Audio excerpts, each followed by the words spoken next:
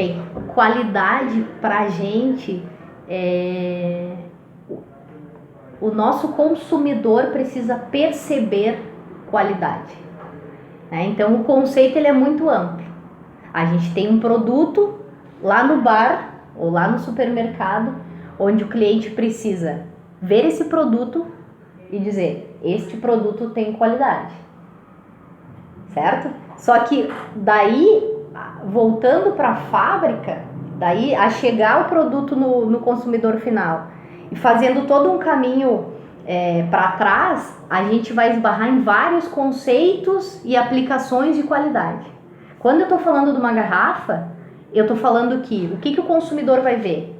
Vai comprar com os olhos. Então, se lá eu tiver uma garrafa com a tampa torta ou mal arrolhada, vamos dizer, né? Que é aquelas bonés, não sei se vocês já viram umas garrafas arrolhadas com boné.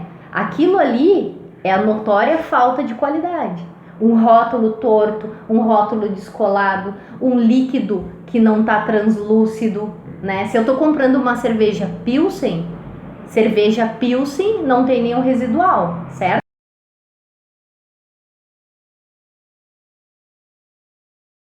Essa gestão de qualidade, ela nunca vem só.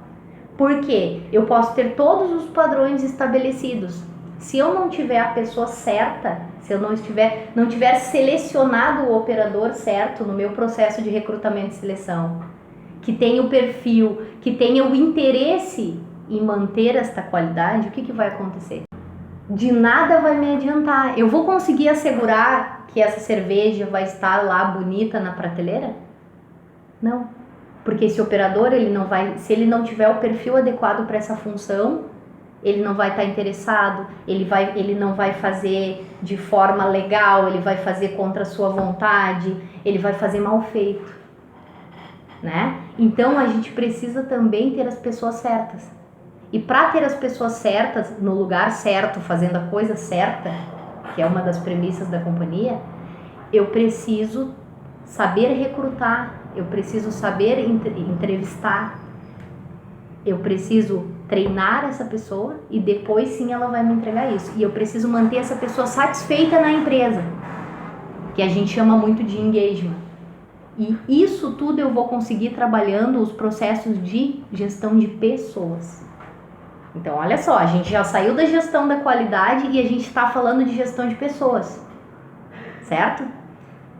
E da mesma forma que eu faço gestão de pessoas, controlar tudo isso é importante. Porque eu tenho que, da mesma forma que eu defino os itens que eu vou controlar, quem vai controlar e como vai controlar, eu tenho que estabelecer a frequência, eu tenho que posteriormente fazer o cheque de todas essas execuções, né? Eu tenho que fazer o acompanhamento disso tudo. E para isso eu preciso do quê? Eu preciso de um líder muito bem treinado.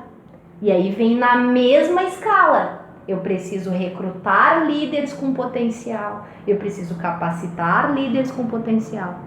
E aí eu tô falando ainda de gestão de pessoas. E o que eu quero que esse líder faça com a sua equipe? Não é conduzir, acompanhar, checar se ele está executando, né? Ter rotinas definidas. E aí eu tô falando de quê? De gestão de processos. Porque se eu não tiver processos e fluxogramas, os processos começam por onde? Existe uma demanda de controle, certo? E eu preciso definir uma forma de controlar. Etapas de controle e maneiras de controle. Isso é o quê? Um fluxograma de processo. Eu vou mapear como que o meu processo acontece e em cada etapa eu vou estabelecer determinados cheques ou determinadas atividades a serem feitas. Não é assim que tudo na vida da gente funciona, né? Desde que eu me levanto de manhã, alguém me ensinou um processo que tenha um resultado de dentes fortes, brilhantes e saudáveis, né? Para ter esse resultado eu preciso do quê, né? Eu preciso de um processo, que é o meu processo de escovação matinal de dentes, digamos assim, né? Então tudo na nossa vida se resume a um resultado esperado, meios de execução, que é um fluxo que se inicia por alguma coisa. e o que se espera é o resultado final, sempre, né? Então vocês têm que pensar que vocês têm que pensar que tudo que a gente vai fazer, complexo ou não, tem um determinado procedimento para fazer. Cada um pode fazer a sua maneira, só que se cada um fizer da sua maneira, o que a gente vai ter no final? Resultados não esperados, né? Se eu tenho um resultado X esperado e eu não padronizo como que faz para chegar nesse X e não treino todas as pessoas para fazerem da mesma forma e chegarem nesse X, qual é a probabilidade de eu chegar no X-1 ou no X+1 ou no Y? Qual é grande, né? 0 a 1 é 1 com certeza. Então, eu preciso sempre pensar, o meu racional ele tem que estar atrelado a meios e a fins. O que é o fim? É o resultado. Seja ele esperado ou não, seja ele bom ou ruim, tudo que eu fizer vai ter um resultado. E se eu quero um bom resultado, eu tenho que trabalhar nos processos, nos fluxos, como que as coisas acontecem.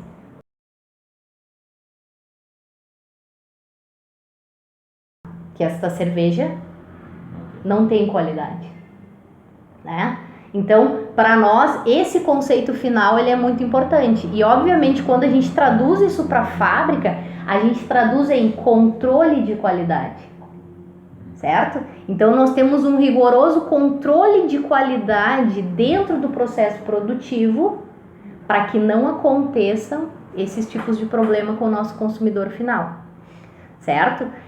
Então, dentro das fábricas, a gente tem uma rotina que vai primar por essa qualidade, tá? Então, a gente tem N ferramentas de controle, e aí a gente vem para o controle de qualidade, onde a gente tem áreas específicas tem pessoas específicas dentro da companhia, dentro das fábricas, que monitoram essa qualidade, certo?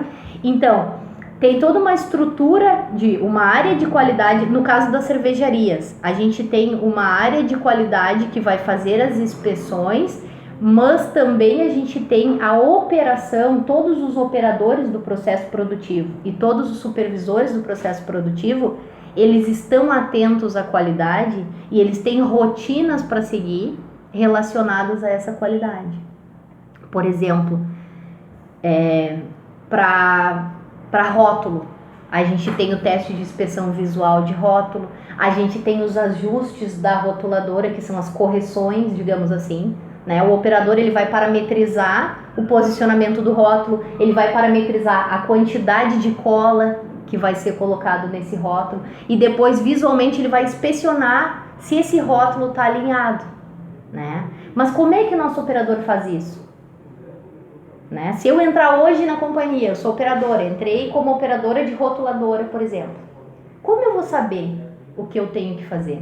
Então existe toda uma preparação das pessoas para a gestão da qualidade. Então esse operador, ele vai ser treinado, ele vai receber o treinamento formal nos seus padrões operacionais, ele vai ser treinado praticamente por um outro operador nos seus padrões operacionais e ele vai estar apto para essa execução. Então a gente nada mais está do que calibrando o olho desse operador para entender o que o nosso consumidor final quer. E isso tudo documentado, baseado em itens de controle, que a gente chama, e itens de verificação dentro do processo produtivo. Então aí a gente está aplicando com a padronização, a gente está aplicando uma ferramenta de estandarização, ou seja, eu vou fazer sempre da mesma forma, né? E isso vem de um conceito, de uma metodologia, de uma ferramenta da qualidade que chama SDCA. Vocês já ouviram falar? A padronização é uma das ferramentas aplicadas no S, que é a etapa de estandarização. Como que eu faço para o meu processo produtivo dar o mesmo resultado, ser sempre igual e dar o mesmo resultado? Então é alguma coisa que parece básica, o Lucas lá comprando a cervejinha dele, tá olhando um rótulo, só que por trás desse rótulo tem muito mais. Tem todo um trabalho dentro de uma fábrica. Então esse é uma linha para que vocês entendam, né, o quanto que trabalhar internamente vai resultar externamente. Falcone, ele trabalha muito com uma primeira ferramenta que é o desdobramento de diretrizes. Vocês já ouviram falar? O Falcone, ele tem uns livros muito, muito interessantes. Todos os livros dele são fantásticos, né? Tu pensa assim, pô, um livro assim é maçante sobre gestão. Quando tu começa a ler, tu te encanta. E se tu pratica, tu fica fascinado, né? Que o fascínio todo vem com a prática, não adianta, né? Só a teoria às vezes enche o olho, mas tu precisa mais. Todo ser humano precisa executar, né? O ser humano tem essa necessidade de contato, de execução. Então, vamos lá. O Falcone, ele começa sempre pelo desdobramento das diretrizes e ele fala muito do planejamento estratégico de uma companhia ou de um negócio, tá? Como que isso acontece? Nada mais é do que, qual é a visão da companhia? Qual é a visão, o Mancom? Quando os grandes diretores, quando os VPs se reúnem, eles têm uma visão futura. O que a gente quer daqui a 3 anos, daqui a 5 anos, daqui a 20 anos? Ah, eu quero dobrar o valor da companhia. Tá, mas como é que tu vai dobrar o valor da companhia? O que tu precisa fazer?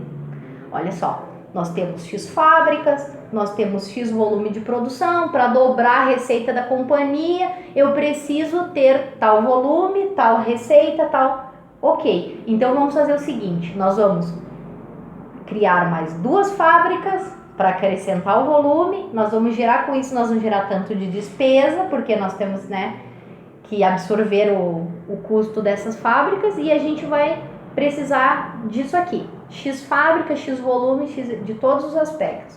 Isso vai descer em cascata. Quando eu desço para as fábricas, eu desço o quê?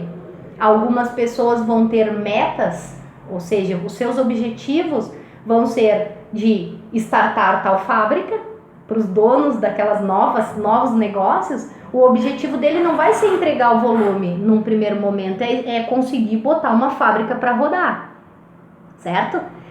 A fábrica X vai absorver 20% mais de volume. O que nós precisamos para essa fábrica absorver? Ah, nós vamos precisar de implementar mais 2 linhas de produção nessa fábrica aqui.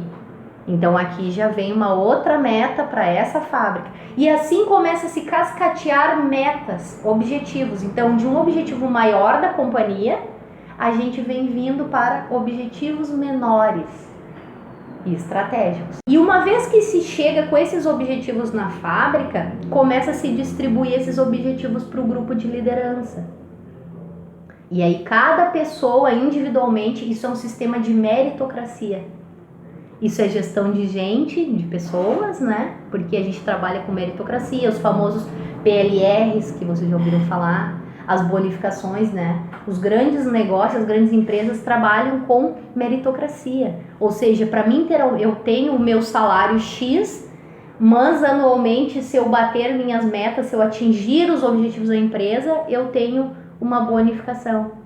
Então as grandes companhias trabalham dessa forma, né? Então é como as coisas grandes chegam nos negócios, chegam numa maltaria e chegam numa fábrica, tá? Então essa, a ferramenta de desdobramento de diretrizes, de desdobramento de metas é fundamental, porque aí estamos todos trabalhando para um mesmo objetivo.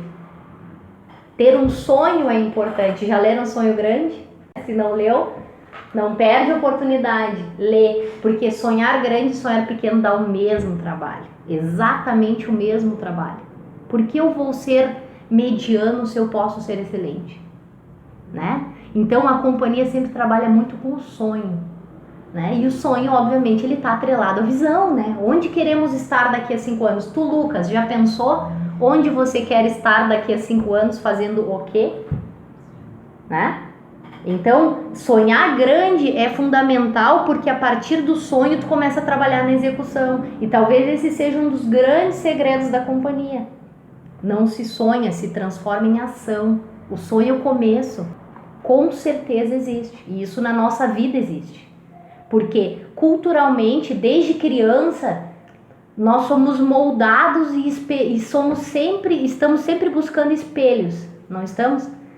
Então, assim, desde pequena, minha mãe me ensina a escovar o dente, tomar banho, ir para a escola, respeitar os amigos, né? Não desrespeitar a professora, escutar o que a professora fala, fazer o dever de casa. E isso é cultura, isso é cultural, né? Ah, que a gente tem a Semana Farroupilha, que é feriado, que a gente bota a nossa pilcha, né? Que a gente sai na rua. Isso tudo é cultural.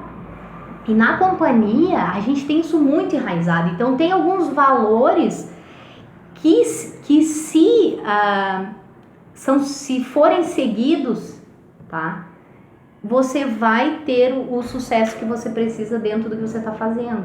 Agora, não é porque está escrito num cartaz ou porque está num quadro de gestão à vista que a cultura está instalada. E aí tem o grande erro de algumas empresas que acham que vão fazer um cartaz bonito. Ó, esse aqui são nossos valores. Olha aqui, ó, nosso cliente está em primeiro lugar. Aí tu vai lá na prateleira, os rótulos estão todos estragados, o produto tá todo degradado. Você está cumprindo aquilo ali que você diz que é um valor para você? Então, ter uma cultura organizacional instalada é muito mais do que ter um quadro de gestão à vista dizendo para todo mundo que você tem. É ter as pessoas acreditando no que elas estão fazendo e falando e fazendo a mesma coisa. Tem pra gente um pecado mortal que tem a ver com aquela frase: faço o que eu digo, mas não faço o que eu faço. Né? Não é tradicional essa frase? Se um líder não é o espelho da sua equipe, se o meu líder vem aqui e diz assim: não, Marciane, tu tem que manter essa sala organizada, tudo arrumado, tudo no... Aí o meu líder vem aqui, sai da sala e deixa a sala toda bagunçada. O que eu vou fazer? Eu vou fazer o que o líder me disse ou eu vou fazer o que o meu líder faz? Se o teu pai diz: não, minha filha, fumar é feio, fumar faz mal para a saúde, fumar, daí tá lá teu pai. O que tu vai fazer? O que teu pai disse ou o que teu pai faz?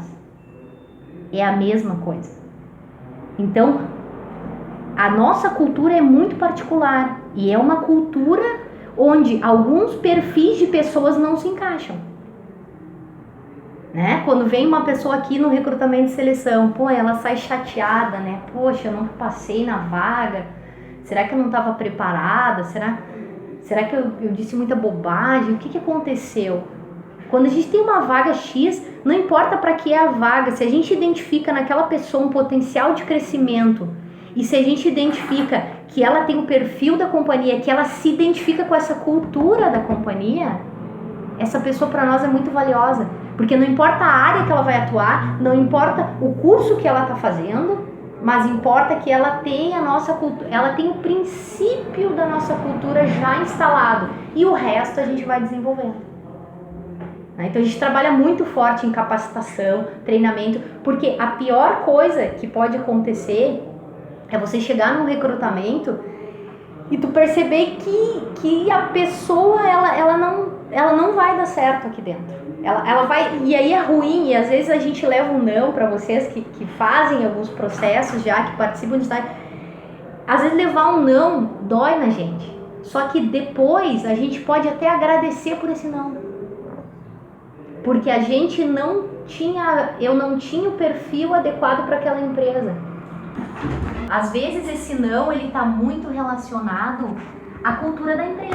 Então os recrutadores, os líderes que estão lá buscando pessoas para suas equipes, eles levam isso muito em consideração. A questão do perfil e o quanto que tu tá alinhado ou o quanto que tu pode vir a ser uma pessoa que realmente vai trabalhar culturalmente com a gente, entende? E quando a gente resolve desligar pessoas também nos processos de definição, né, de desligamentos, a gente leva também isso em consideração. Existem alguns processos que aí são bem específicos nossos, né, onde a gente acompanha o desempenho das pessoas anualmente.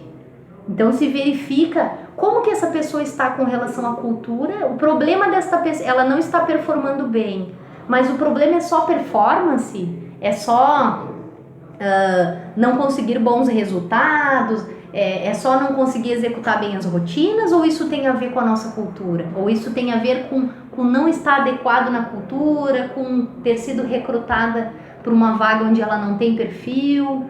E aí a gente não consegue trocar, uma opção é trocar ela de área, trocar de vaga, enfim. Ele conhecia agora na última visita. Gente, a maior dificuldade das empresas, indústrias, é ter engenheiros Engenheiros, porque a gente precisa muito de engenheiros, né? Engenheiros que não têm uma visão ligada a isso tudo que eu falei.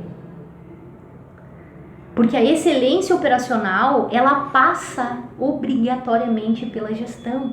Seja gestão de pessoas, seja gestão de processos, que é onde se encaixam as ferramentas da qualidade, como o programa 5S, a metodologia de PDCA, os fluxogramas, a padronização, né? Os relatos de anomalia, que são as investigações dos problemas para se chegar na solução. Então, todas as ferramentas, a gestão de segurança no trabalho, o quanto que um funcionário trabalhando seguro vai estar engajado com o teu negócio, porque segurança é uma questão de necessidade pessoal. Eu preciso me proteger, minha família está me esperando.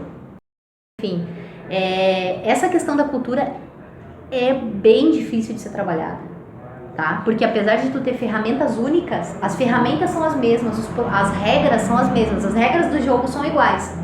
Porém, a maneira que a fábrica implanta aquele processo já começa a entrar um pouco mais nas questões particulares. Vou dar um exemplo para vocês. Uruguaios e argentinos, eles são mais fechados do que o brasileiro, certo? Ah, o brasileiro, tu entrega ali um pacote de cerveja, faz um reconhecimento na reunião, poxa, que legal, né?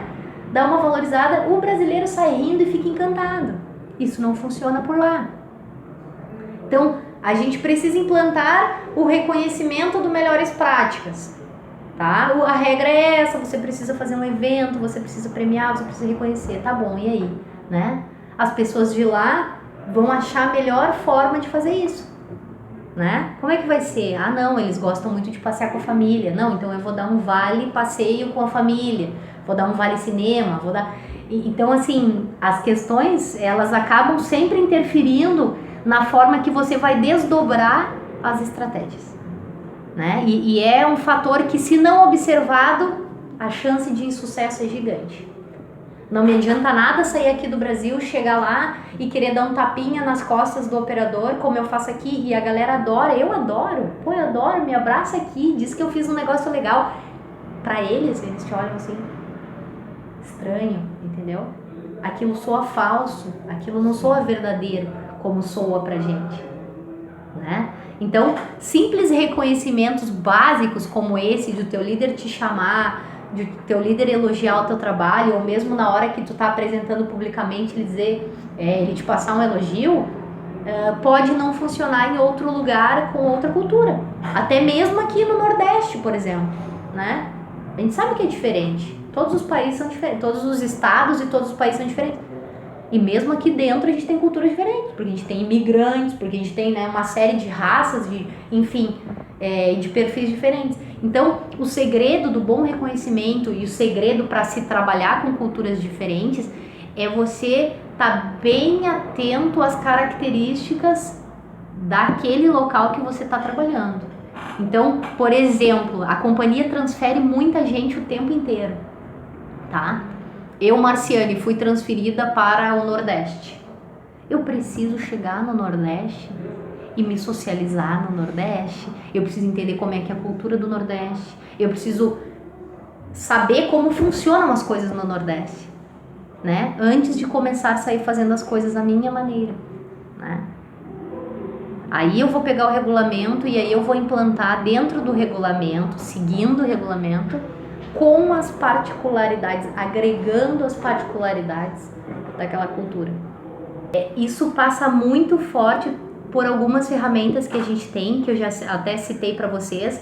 Essa questão do clima organizacional para a gente é muito importante, né? Ter um ambiente de trabalho saudável, onde a pessoa realmente se sente comprometida com as coisas, né? E o ser humano, ele tem uma particularidade, ele sempre vai estar mais comprometido com aquilo que ele ajuda a fazer, não é? Quando a gente quer se engajar numa causa social, o que a gente faz? Vocês participam de algum voluntariado, alguma coisa? O que tu fez? Né? Tu foi lá e te candidatou, né? Porque tu quer entrar, tu quer te envolver. E a melhor forma de estar comprometido é estar envolvido ativamente nas coisas. Então, a gente precisa muito da participação do funcionário. A gente quer as ideias dos funcionários. E aí tem uns processos de gente bem legal de reconhecimento.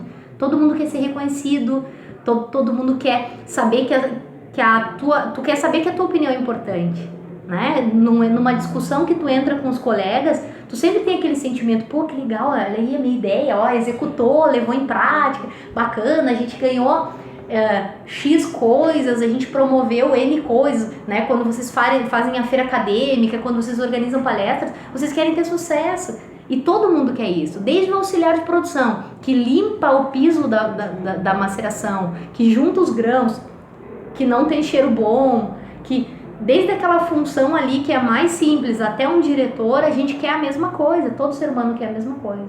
Quer ser reconhecido, quer se sentir valorizado, quer ter um bom salário, né?